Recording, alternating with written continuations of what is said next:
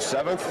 I think that Kaden certainly going to get an opportunity there as the roster is currently constructed, and Verdarian's going to be coming back, and he had a little procedure. So I think the draft's going to be a good option for us. There's a lot of guys in the draft that we like at a lot of different levels, and I'm confident between now and the time that the season starts that we're going to have something that we believe in and a plan that's going to help us.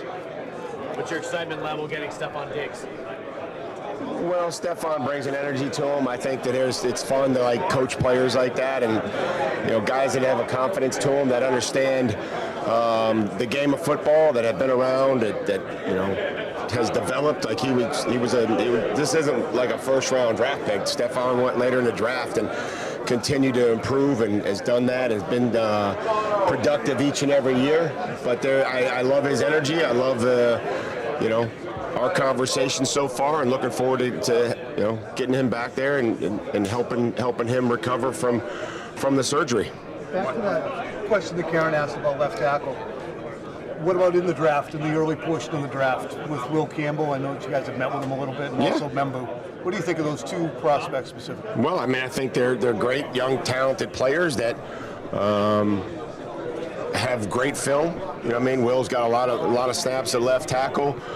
Membu's played right, but there's a lot of guys that have played right and left and switched. So, those are two good young players to talk about in that conversation. But there's others throughout the draft as well. Do you view Will as a tackle prospect? Yeah, I think you have to.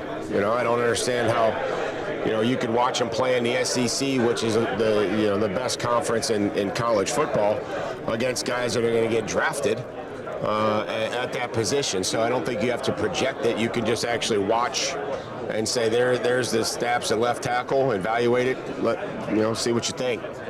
Would you be open to trading back at 4, or are you kind of? I think we'd be open to everything. I think we'd be open to everything that we felt like could help the football team. I think that's what we have to do. Whether that's stick and pick a player, or if somebody has an offer for us, I think we'd be willing to listen. But there's a lot of options that we have to consider that could help the team. When we last spoke to you, you mentioned that there's a little bit of uncertainty at the top right now. Do you feel like you have a clear picture of how picks 1 through 3 might go ahead of you? Nope. Do you have any idea? You tell me. You tell me goes who 1, 2, and 3, and I'll tell you who goes 4. Mike, you spent time playing both ways, obviously, in the NFL. You were able to do it, but not to the degree that Travis Hunter has done in college.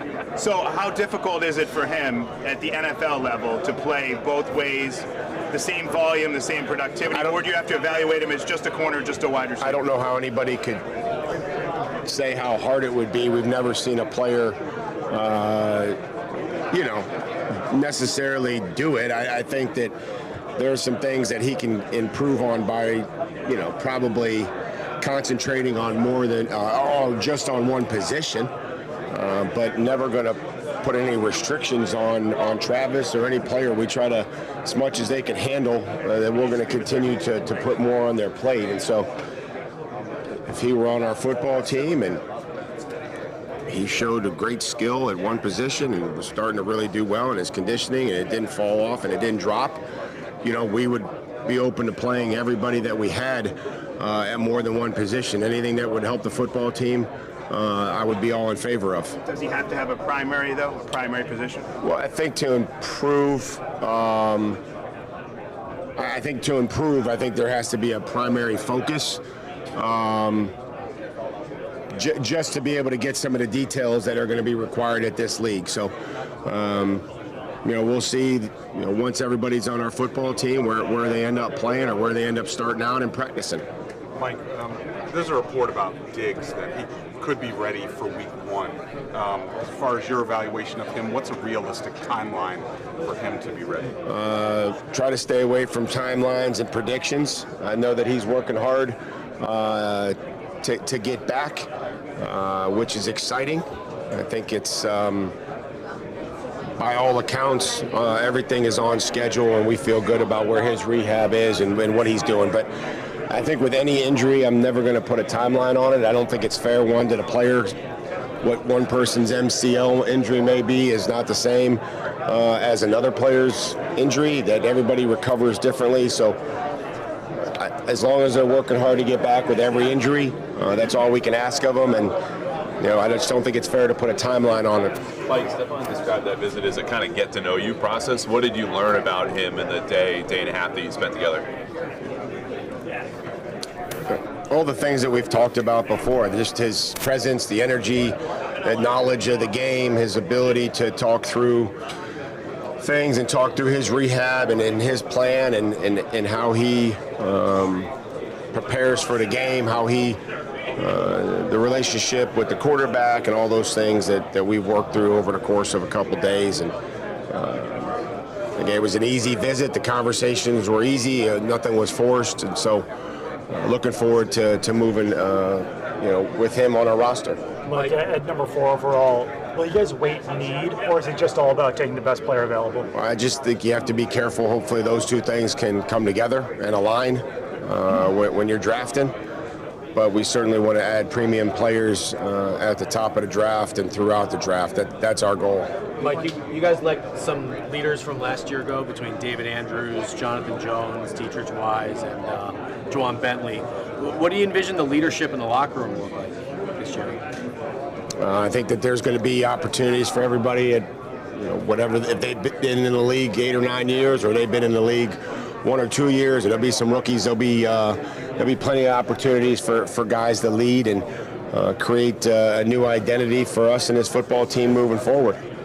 Mike, especially with David, considering the scheme going back to McDaniels and he's been in it, why not give him the opportunity to see if he could come back and earn a spot on that team? We felt like that was the best decision for us, and we thank David for his contributions and what he's done, and thought it was best for our football team that we move on, and we're excited about the guys that we got up front. We were able to add Garrett Bradbury, and Cole's worked hard at center the last couple weeks of the season, which he did and played there, and it's pretty impressive considering he hadn't spent a bunch of time there.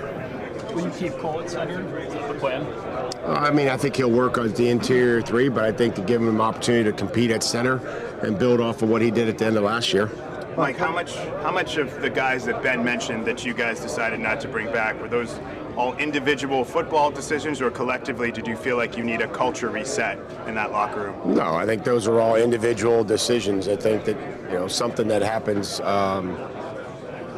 The captaincy is not a 4-year term. It's not an 8-year term. It's a year-to-year term, and every player has to prove themselves each and every day to the football team. And again, there were some veteran players that have done a lot of great things, and it was just, individual decisions. Some of those other players went and moved on to another football team. Some we had decisions that we made. So that's just all part of the roster construction. Mike, how important is it to build that core of young players in this draft? 3, 4 guys were long-term contributors. Last year, it's kind of an X factor as to how many guys. The previous year, not a lot of guys. You don't have. It's tough, buddy. It catches up with you. You know what I mean? It catches up. If you don't draft well, it catches up with you.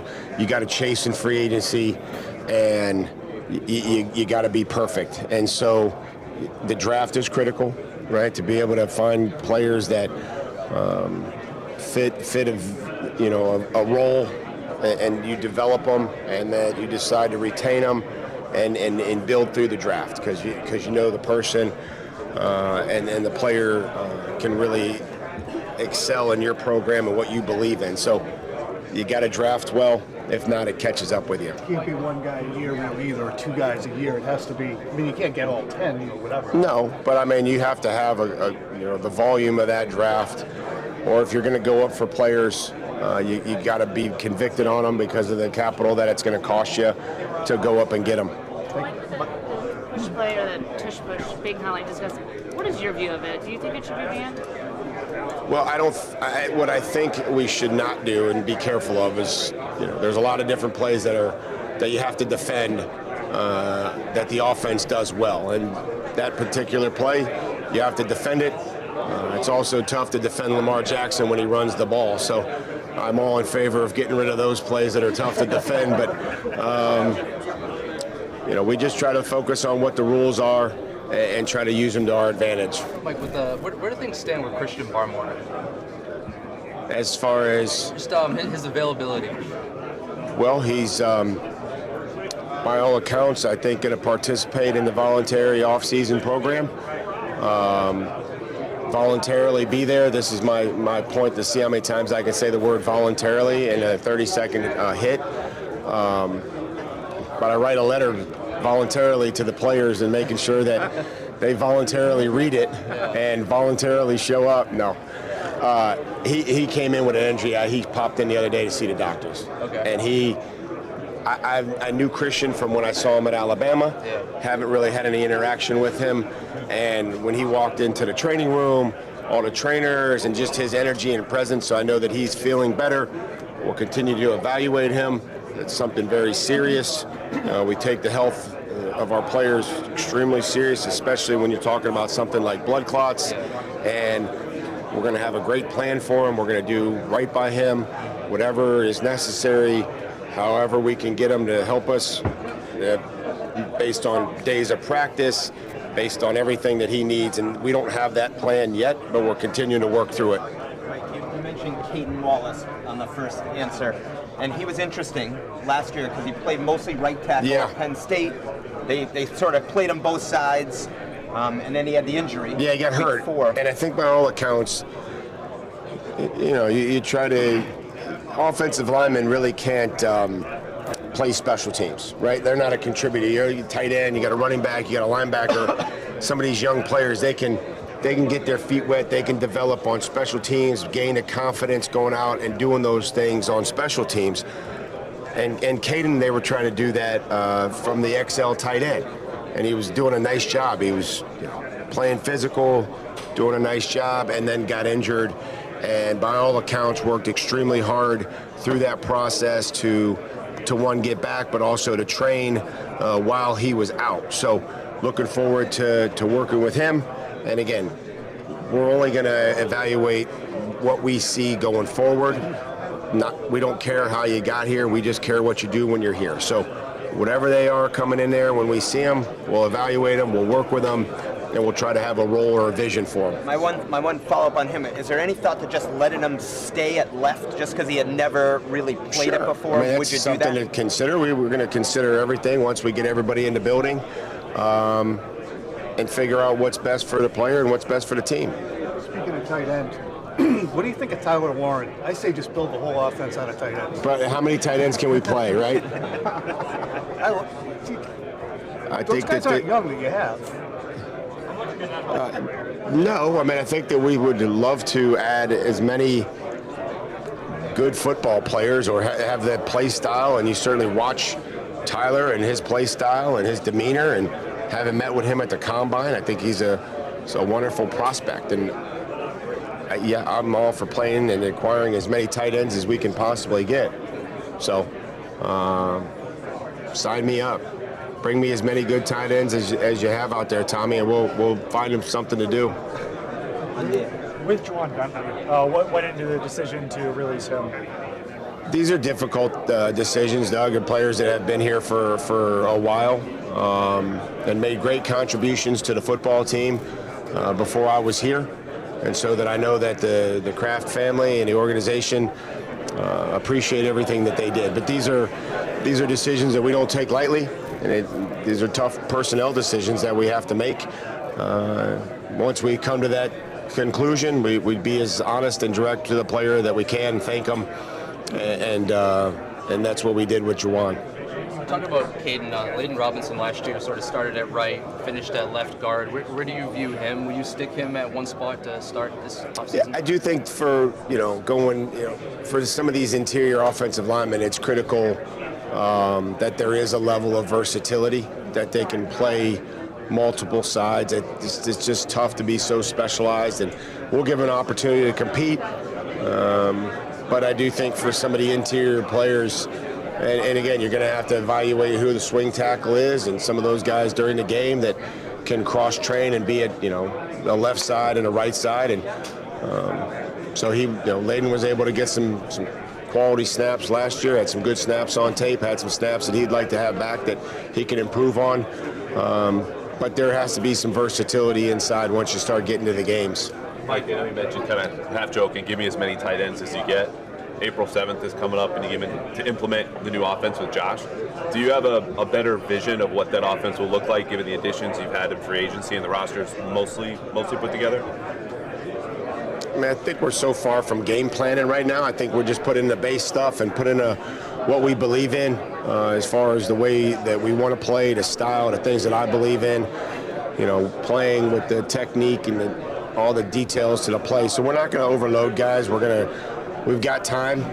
You know, we really want to make sure that we're starting this thing off the right way and don't assume that they know anything about our system or our style.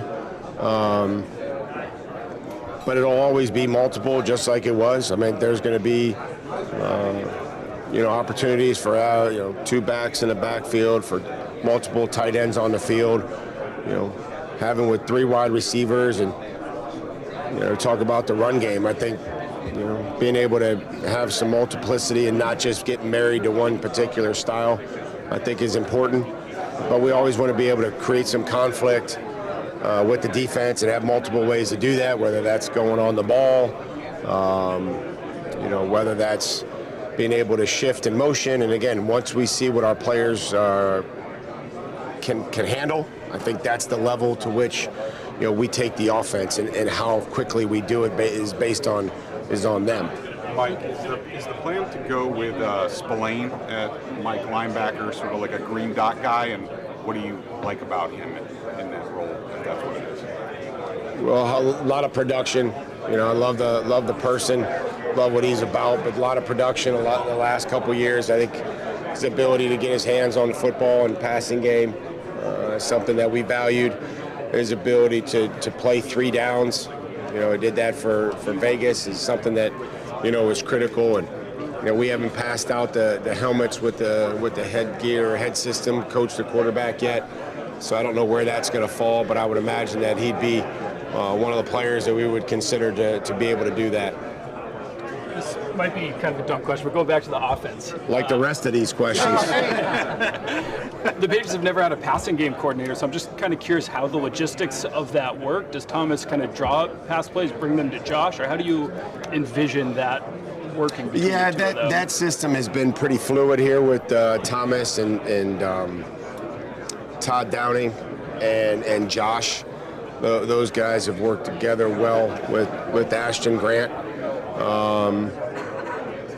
It's good to have some outside eyes on the system and the scheme. And as Josh's offense has kind of evolved, it kind of gets added on at the bottom. And I think what Thomas can do with Todd is kind of look and get things cleaned up and put it in more of a bucket, and being able to be a coach that's learning it, how they would be able to teach it, right? I think that's something that we always want to look at, is how will we teach this to the players? What's the best way to get this across to the players?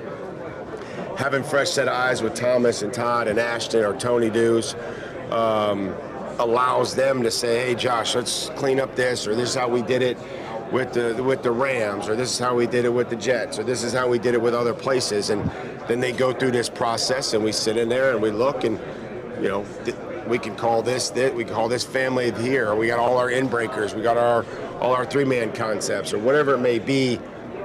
It's allowed, I think, for it to get cleaned up a little bit, and just having those communications where maybe it was Josh took it for granted. These new coaches are like, I think they can hit the player's brain a little better this way, or here's how I would like to coach it, and they've been able to clean it up. Mike, how's the meshing gone so far between your coaching group and the people that you're familiar with, and Elliott Wolf and the vision for a player? Say you have Diggs in, everybody talks to him, and then he leaves. How does the conversation go afterwards? One guy says, I like him. One guy says, I can't stand him. How does it flesh out? I mean, those are all conversations about all the players. I don't know if it's necessarily that. It's no. I mean, we're constantly talking about what we feel like is best for the team. And I think when you go through it's more so during the college evaluation that there's the coaching report and what the personnel side would be, the evaluation. And I love having been a head coach that I can see when these things, one group's going to have the guy here, the other one, and I'm like, oh, we're heading towards that. Well, he doesn't do this, or there was a player in last year's draft that was like a really good pass protector, but he really didn't do much in the run game. And I'm thinking to myself, we're heading for one of these. The scouts love this guy, and the coaches can't stand him. And sure enough, in Cleveland, it happened sitting through the personnel meeting. So those are going to happen. We didn't take that player. The Browns didn't take the player, so it didn't matter. But it was just continually to have a vision. I think for the coaches, the best thing is to have a vision. Like, this is what this player is going to do for us. This is how we're going to use them. And then the personnel side says, okay, here are the traits. Here's the skill set. This is what the measurables are. And you always want to try to combine that. And so that's my job, I think, to coordinate both sides of it. What sucks is that can set itself up for a told you so. Say the guy turns into a left. Well, we never want to do that, but I think that's human nature. We want to try to eliminate those things from our program. The I told you so's, like, you can put it on me. I'm a big boy. Trust me. We're going to have a lot of things that go well, which will be due to the players and the assistant coaches, and they'll have some things that won't go so well, and you can put those on me. I can handle it. Mike, during your introductory press conference, you said among your goals was to win the AFC East. We want to win the division. You want to host playoff games. We absolutely do. Based on what you've done so far, do you feel you're closer? We're winning. We won March. Amazing. Which is something that's comical, right? We're never just trying to win March. We want to just try to be ready when the season goes, and it's a long process. Don't interrupt me, Karen. I'm still talking. What's the question? Are you happy with? I'm never happy. Sometimes. Am I happy with? Yes, I think that what we've done has been exciting. It's been fun to come to work. There's an energy in the building, which I am proud of, that when I hear that from people around the building that maybe have been there, that makes me happy. That everybody is excited and there's an energy about coming to work and ultimately trying to help the players. Based on your evaluations and conversations about last year's roster, what was your impression of what went wrong with Jalen Polk and Javon Baker, and how does that inform your approach moving forward? Yeah, I didn't do a whole lot of investigating about what went wrong. I'm trying to focus on what's going to go right. And so I know that Jalen's working hard. He's excited about being a new dad. He's working hard to rehab that shoulder. Focusing on, and again, he said this, not me, but this is something I'll always say, is he's focused on what he can do as opposed to what he can't do. So he's lifting hard, he's lifting his lower body hard, he wants to get stronger, and where he can make gains right now about strength is in his lower body because he's rehabbing his shoulder. So that's exciting to me. Javon have been communicating with, and again,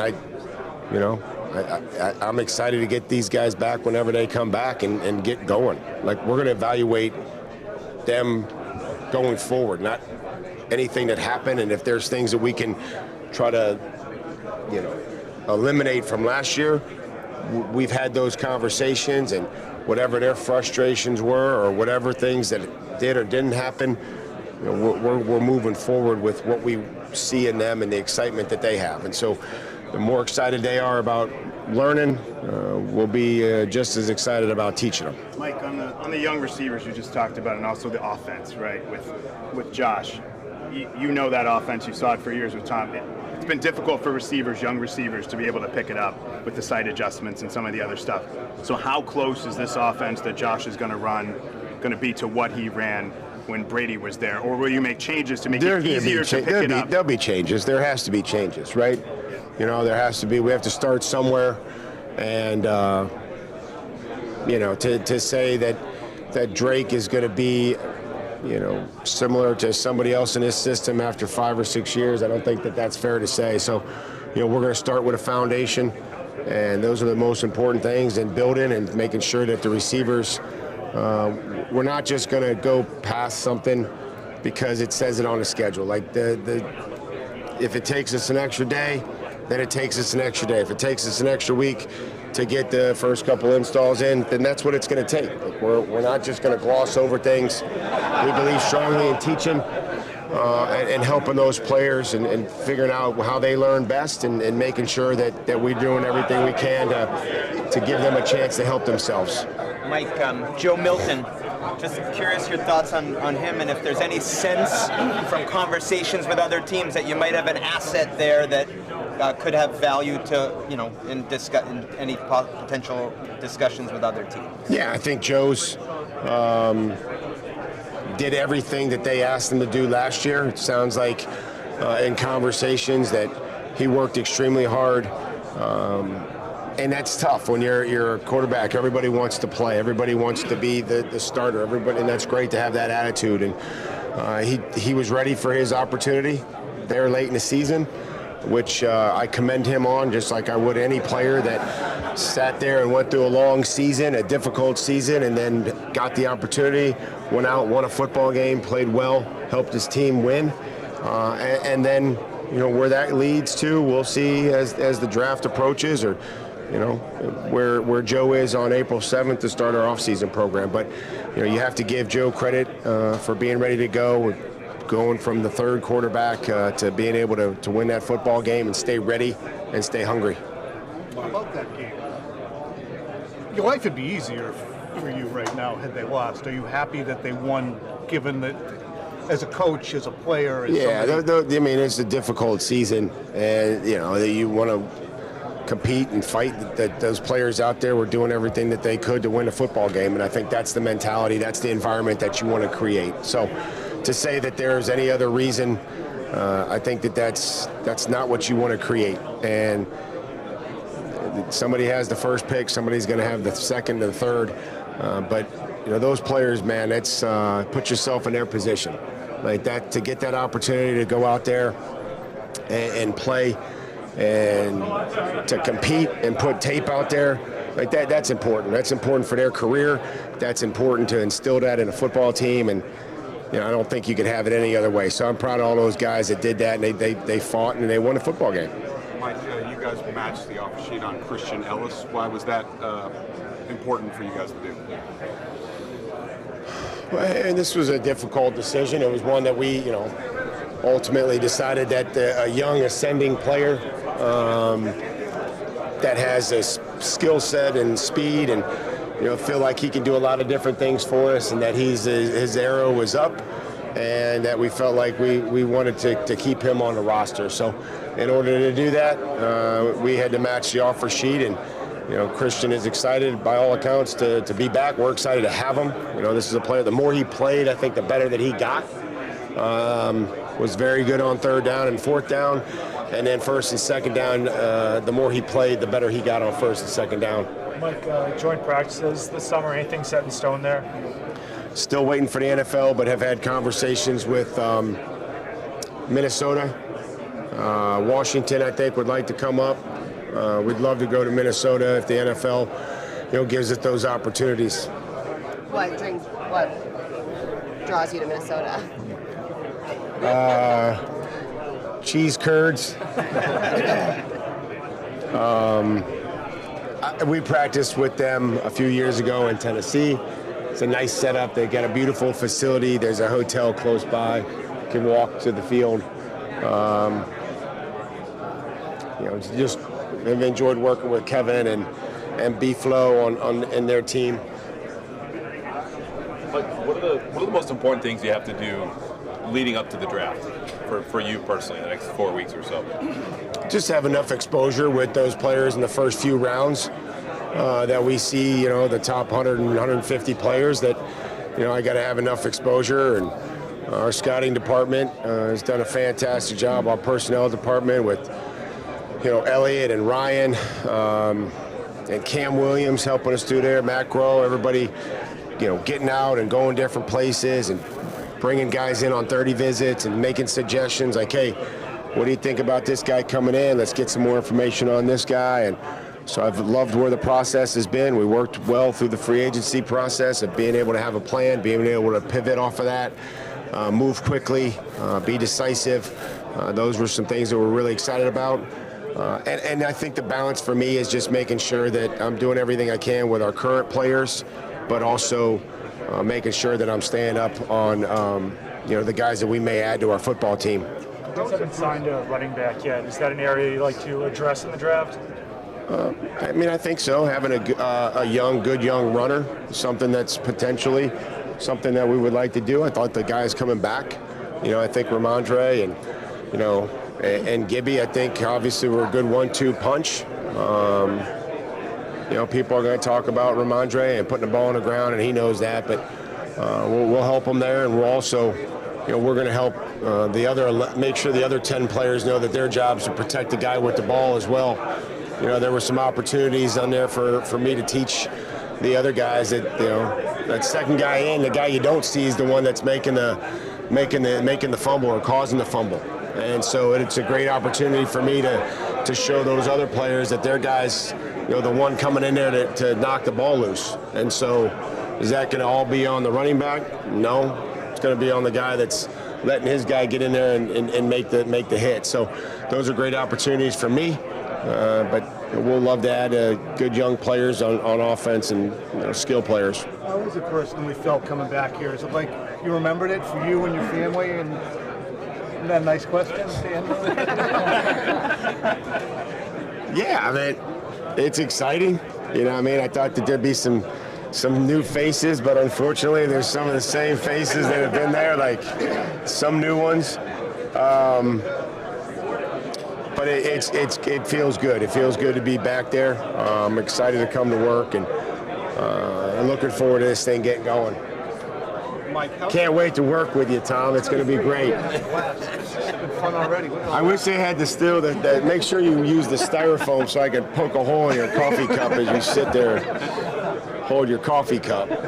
Mike, how's it going to work with the 3 offensive line coaches? Is Kugler going to be, and they're all experienced, is Kugler going to be in charge of the younger guys? How is that going to work? Yeah, I think that's a good question. I think that's I was excited about adding the 2 guys that we added and keeping Cougs. And usually that third position is a younger, quality control coach. But, I'm excited about having 3 guys that can, like you said, it's a tough position to develop, right? And so in the spring, if we can have 3 guys that are working with, 4 or 5 players, however many are there, in smaller groups, that can be really beneficial. And having those guys and the trust, and once you get to the season, I want to be very efficient with our time. I don't want coaches, I don't want tired coaches, I don't want exhausted coaches. I want coaches that come in with energy. And so to be able to divvy up some of those responsibilities to work ahead on the pressure, the third down game, making sure that we've got the run game and the diagrams drawn. I think that those guys are going to all be able to do that, and we'll divvy up the responsibilities so that everybody's efficient. What went into the decisions to let Wise and Jones walk, and what you lose with those guys? Yeah, we've already addressed that, so I apologize, but we've already touched on that. Rough Felder up for us? A little bit. Yeah. He talked about his high school football career. He said he fumbled in the last game of his season, and it cost his team the game, and they lost to their rival. And I was like, he said he played tight end. And I looked at him and I was like, that's embarrassing. Explains a lot. Thank you. Thank you. Thanks, Mike. 34 minutes. That'll be the longest we ever go.